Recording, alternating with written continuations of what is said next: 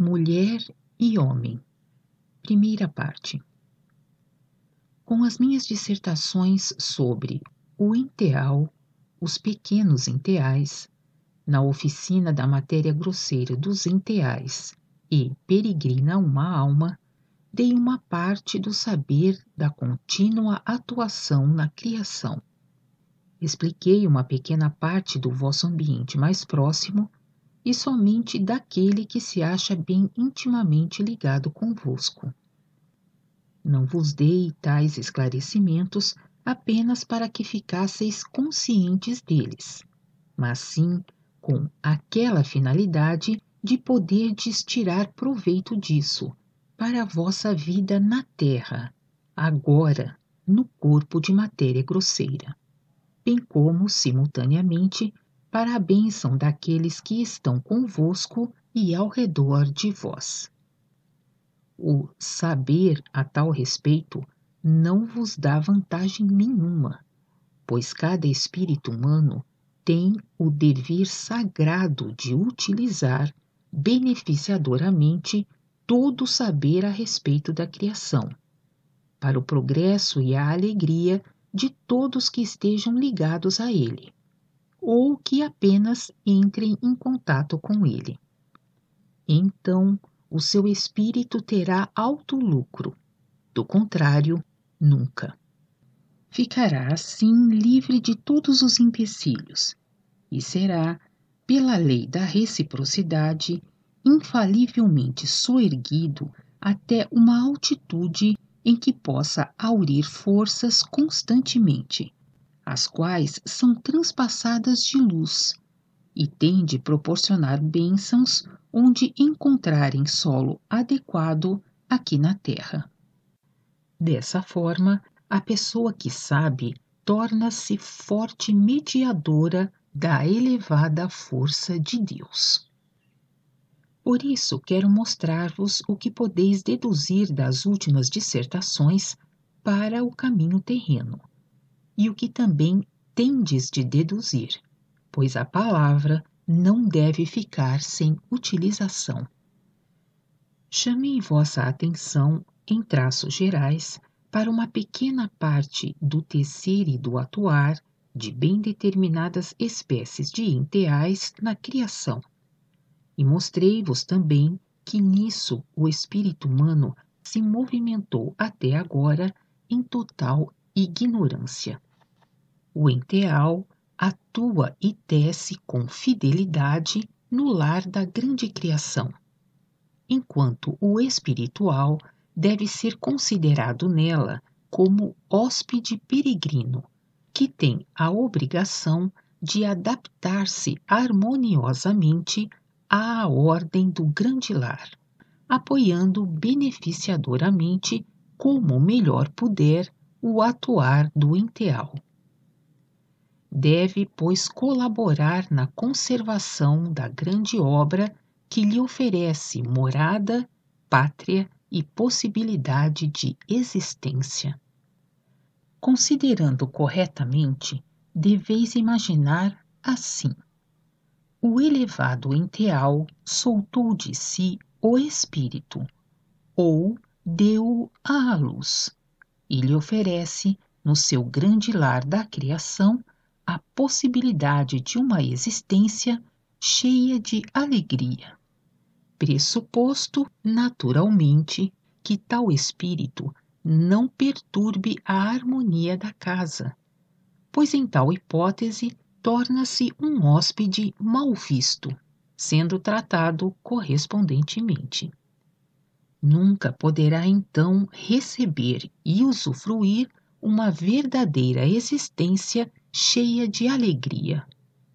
O hóspede tem, logicamente, também o dever de não estorvar a organização do lar, mas sim de adaptar-se à ordem vigente e até mesmo de apoiá-la e de protegê-la como retribuição pela hospitalidade. Pode-se, finalmente, para melhor compreensão, expressar isso de maneira diversa, sem alterar o sentido real.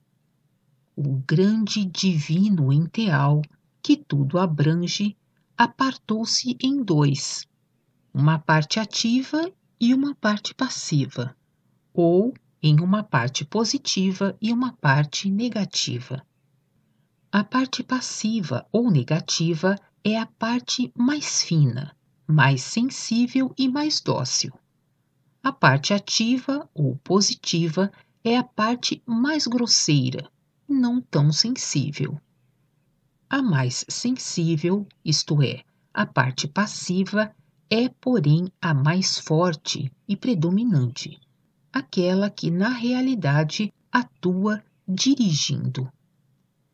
Em sua sensibilidade, ela está mais apta a receber, é mais impressionável e, por conseguinte, capaz de se manter e de atuar mais seguramente na força da sagrada vontade de Deus, isto é, na pressão suprema.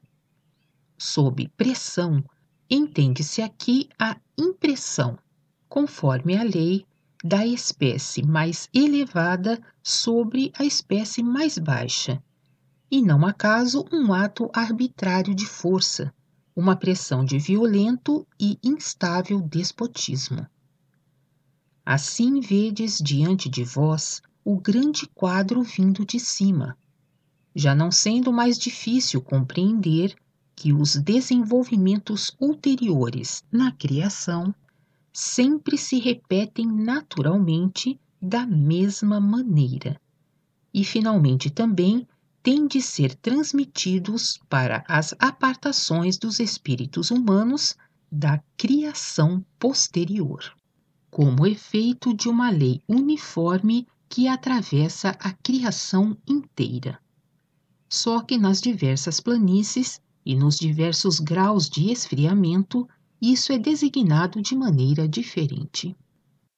Assim, a mulher humana da criação posterior corporifica nas gradações o ideal mais intuitivo, como parte negativa, passiva, e o homem, o mais grosseiro espiritual, como parte positiva, ativa. Pois a apartação, uma vez já iniciada, vai se repetindo sempre de novo nas partes já apartadas, continuamente, a ponto de se poder dizer que a criação inteira consiste propriamente só de apartações. A parte efetivamente mais forte, portanto que domina de fato, é aí sempre a parte mais intuitiva, portanto, entre os seres humanos, a feminilidade. É-lhe muito mais fácil, de acordo com sua espécie, obedecer intuitivamente à pressão da vontade divina. Com isso, ela tem e também proporciona a melhor ligação com a única força verdadeiramente viva. Essa lei da criação deve ser também levada em consideração pelos pesquisadores e inventores. A parte realmente mais poderosa e mais forte é sempre a mais intuitiva, isto é, a parte negativa ou passiva. A parte mais intuitiva é a parte determinante de fato, e a parte ativa é apenas a executante. Por isso, num desenvolvimento normal, toda a feminilidade exerce também, nos começos inconscientes de vibração sempre pura, uma forte influência exclusivamente ascendente sobre a masculinidade, tão logo esta atinja a maturidade física. Com a maturidade física, desperta ao mesmo tempo o grande sentido sexual, que forma a ligação ou a ponte para a atividade do núcleo espiritual dos seres humanos no plano de matéria grosseira, isto é, aqui na Terra. Já sabeis isso através da minha mensagem. Tudo decorre simultaneamente. Uma coisa traz logo a outra consigo. Nisso reconheceis os auxílios imensos que um espírito humano na Terra recebe através das leis da criação.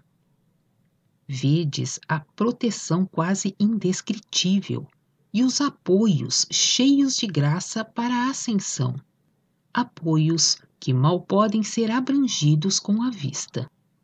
Também os caminhos certos aí indicados, onde ninguém pode se extraviar, a não ser que queira. Torna-se necessário, de fato, muita má vontade e até esforços contrários para que um ser humano deixe de lado todas essas coisas levianamente e não atente a elas. Sim, o ser humano tem até de lutar violentamente contra todos esses auxílios automáticos, para não os utilizar. E, todavia, ele o faz.